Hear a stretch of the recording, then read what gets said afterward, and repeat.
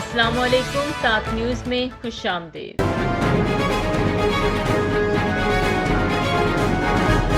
لاہور اور قصور کے بعد ننکانہ صاحب میں بھی فری وائی فائی سروس کا آغاز۔ وزیر اعلیٰ پنجاب مریم نواز کی ہدایت پر لاہور اور قصور کے بعد ننکانہ صاحب میں بھی فری وائی فائی سروس کا آغاز ہو گیا۔ ننکانہ صاحب میں پہلے فیز میں مسجد چوک، تحصیل موڑ چوک، کچہری پھاٹک اور ریلوے اسٹیشن سمیت 5 مقامات پر safe city free wifi service کا آغاز کیا گیا۔ اب تک 25,000 سے زائد شہری وہاں فری وائی فائی سے مستفید ہو چکے ہیں۔ قصور میں بھی 10 مقامات پر safe city free wifi service دستیاب ہے۔ وزیر اعلیٰ مریم نواز نے لاہور میں مزید 250 اور قصور میں مزید 20 پوائنٹس پر فری وائی فائی سروس مہیا کرنے کی ہدایت کر دی۔